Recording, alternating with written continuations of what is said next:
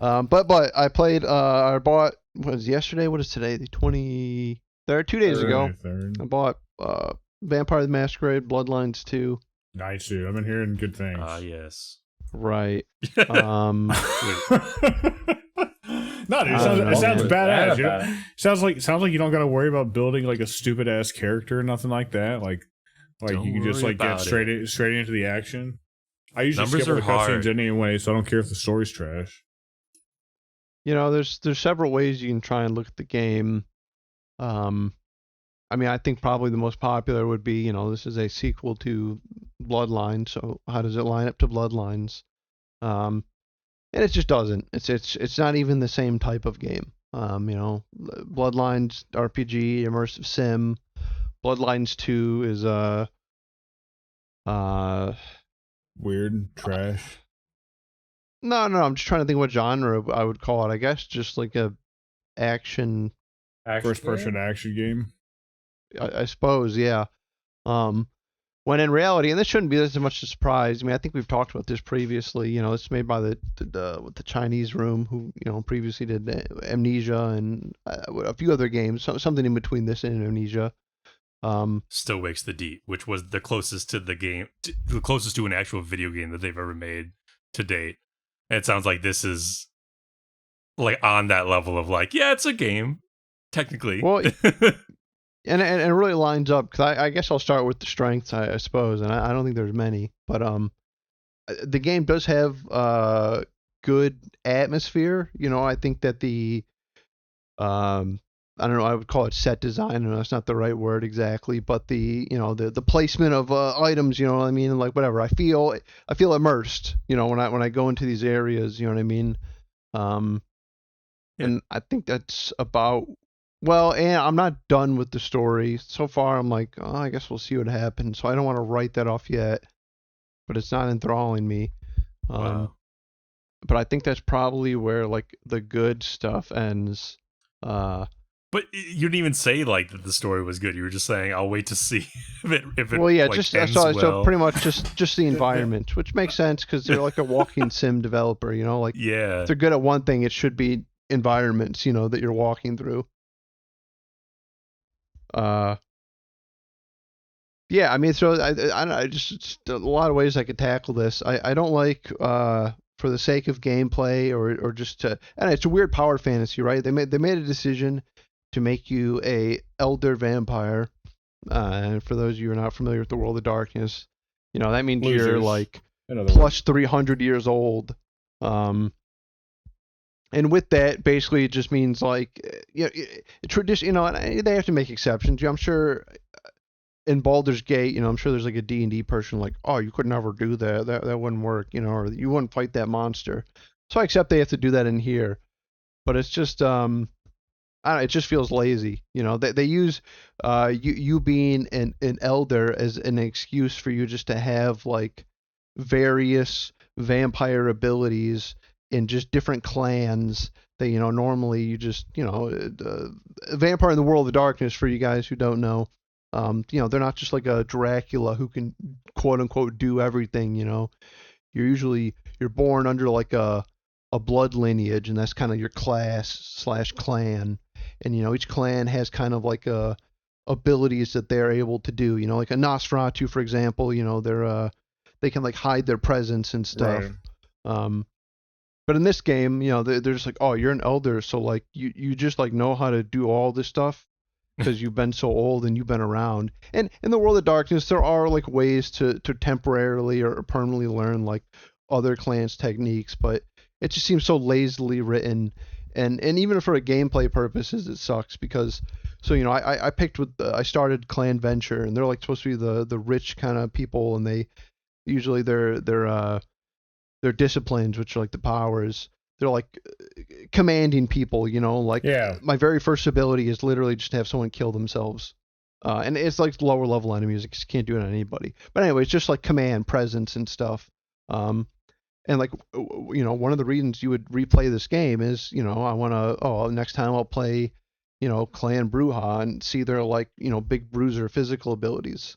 No, sorry. So when you play this game, you can just go up to the Bruja person and be like, "I want to learn your powers," and you can just get the Bruja abilities, even though you're, a Wow. venture. They just completely open it, and I don't know. I could see some people, uh, I'm just gonna call them dummies, being like, "Oh, that's great. I can just do anything," and it's like, what's the fucking point of picking a class?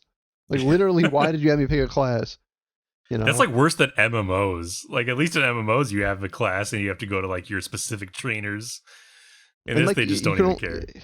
no, they don't give a fuck. And like you can have 4 abilities on at a time. And you can just like hot swap them, like just pressing pause and change them. So like it does not feel like you're a unique vampire. And then in addition, the and it's just laziness. So in the beginning of the game, and I haven't figured out the full story because they're hiding it from you. I'm sure there's gonna be a twist, but uh, you diablerize another vampire.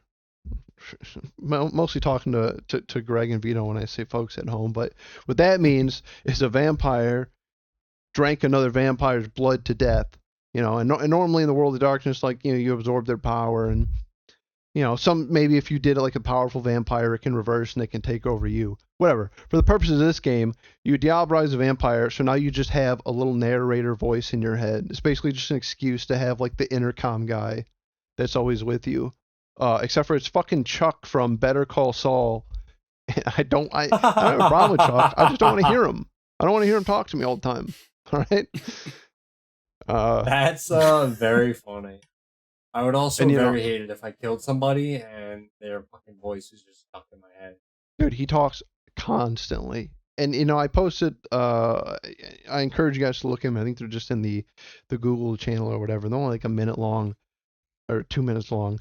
The fucking like I'm not exaggerating. This is all 100% accurate. The side quest in this game, I walk into a shop and this old lady's like, "I need you to go get something from the cemetery." And I'm like, okay, kind of expecting to like get there and then like maybe somebody else shows up and they're like, no, don't give it to her, and there's some sort of dilemma or choice or even maybe I get there and I fight some enemies. No, I run across town, which running across town has actually been the majority of my gameplay. I'd say if I played like 5 hours, I'd say maybe 2 hours I've been running around, maybe like an hour talking to people, an hour fighting something crazy like that. So I anyway, believe you. That's just funny. Yeah, I run to the cemetery. It doesn't even tell me where it is. You can see in the video. I got to look around for a little bit.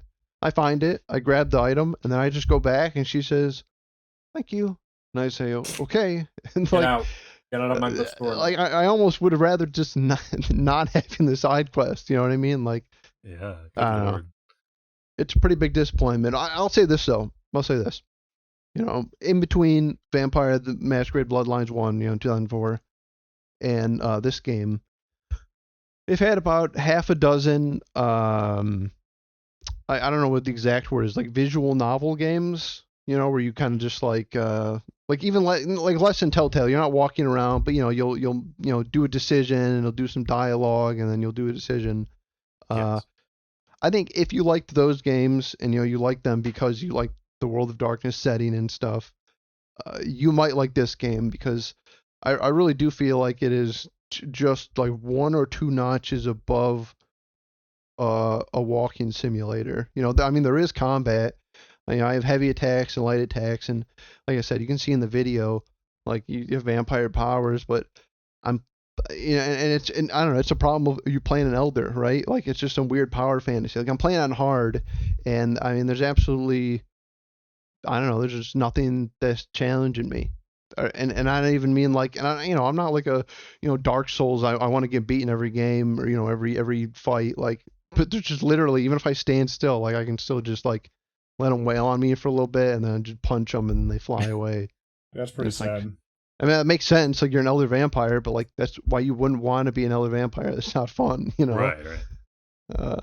That's a funny point about the other games in the both World of Darkness and more specifically Vampire the Masquerade, because when you think about it, a World of Darkness fan or a Vampire fan who plays all of the games like they're a diehard, for them, Bloodlines would actually be the anomaly, sort of the black sheep of the franchise in terms of the type of game it is, like the genre it is. Most of those games, as far as I can tell, are like the ones you were saying, like visual novel esque, or like much more bare bones than Bloodlines was, being like an im sim basically. Yeah, certainly. It's kind of funny to think about it from that lens. The spin-offs have some kind of shitty games too. There was a Hunt for the Reckoning game on the PS2. Wayward? Yeah, I think or so. Wait, there were two. Yeah, there might have been. But yeah, they weren't that great, either of them. And then, recently there was like a Werewolf the Apocalypse game that was just like 7. I didn't even finish it. It's like a 7 out of 10 game. Yikes. So yeah, I mean, honestly, this is kind of just par for the course of the World of Darkness games. This is like, the first one is the outlier. Me think, like, this game could have been something if they had, like, honestly just not tried to brand it as Bloodlines 2 and just brand it as a different kind of game in this universe. And oh yeah, you know what I mean. I think more it would have fitted in with all the other ones, or yeah, less people would be upset for sure. Like trying to make, but call it Bloodlines 2 implies stuff the game just isn't. Well, yeah, but I also think that perhaps they had intentions of making it a Bloodlines 2 in the beginning, because I don't know if you remember. I mean, this game has been in. Yeah. Well, yeah. I mean, the Chinese Room wasn't even the original developer. I think Paradox was doing it in house, and they're like, no, we don't know what we're doing. I think that was the case. I think you're right. Such a fucked up development cycle for this title. I don't even want to say game. This title. Yeah, no, so yeah, this, the markings were on the wall.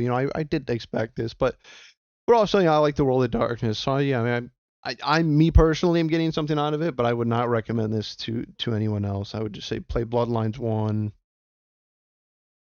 Well, a lot of people loved. I mean, something that a lot of people loved about Bloodlines was the atmosphere, the world, the sort of the vibes of the thing, dancing in the club and being on the streets of where are you, San Diego? Yeah. Seattle, so does in Seattle in the first second one. Sorry, yeah. You're in California. No, you're First one you are in San Diego, but the second one you're Seattle. Okay. But yeah, so that's like a major component of what people love and what was so memorable and persistent in people's memories. Does this game even like at least have atmosphere and vibes for the spooky season? I know you said like it has good environments, and that's maybe like the one plus, but in terms of beyond the environments, which that is a component of it, but like, does it have good atmosphere? Like, do you feel something for the spooky season, or is it just like bland? Well, it's funny you say that because it's set during Christmas, so it's actually like a Christmas game. Oh no! I would say when you go outside, it reminds you ever play Batman Arkham Origins? That was like the bad one.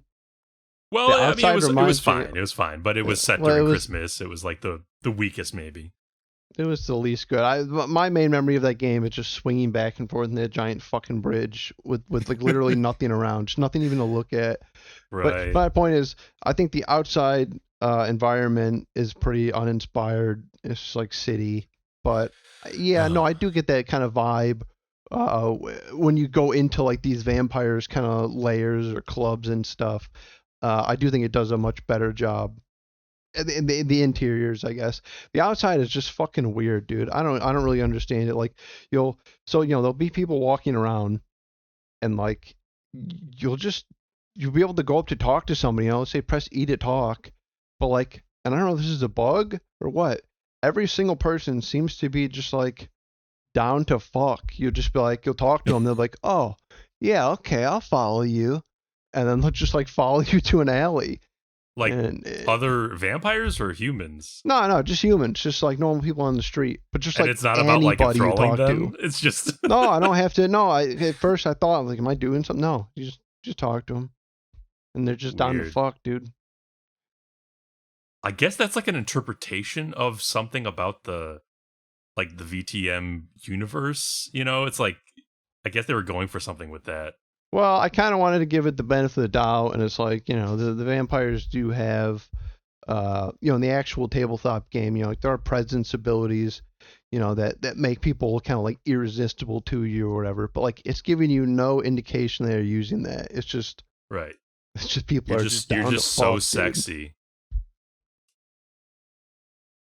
Yeah. Also, I mean, I could keep bitching really, but for my last one, I think the voiced characters are fine, but I don't. Maybe it's just me preference. I don't like a voice protagonist. Just let me be silent. Let everyone else talk. Let me be silent. And it's not always true. Sometimes there's really good ones, but I think for the most part. Yeah, I think it's an execution thing, but I totally get what you mean. I think it's much easier to pull off a voiceless protagonist as a voice actor. Do you get to choose your gender? In a well-realized world like The Witcher, gender. it's fun playing as Geralt, you know what I mean? Yeah. Well, I guess that's because Geralt's like a fully realized character, and this guy is just like actually a blank slate, but somehow they just gave him a voice. They're doing like a Mass Effect binary voice thing, like two sets of voice actings for male and female, or... I mean, I didn't go back and pick the lady, but I have to assume that that'd be really funny if they just did the same voice. He just sounds like a dude. Hey, we're in 2025. Yeah, I was saying, watch them complain. They say, watch them try. So yeah, that's Bloodlines 2. I probably just don't get it. You gonna finish it? Yeah, I'm gonna finish. I heard it's not even that long. Cool. I mean, it's just a sad, it's sad, but it's a completely expected outcome for all of those years of turmoil and waiting. But it sucks for someone like you who, I mean, you have a fondness for not just that game, but the franchise. Yeah, well, at least my game came out. Outbreak 3 is never coming out. God damn you. It's coming out. It's just around the corner. They have Alyssa Ashcroft in the one that's coming out in February. They know it exists. Coming out. They remembered it.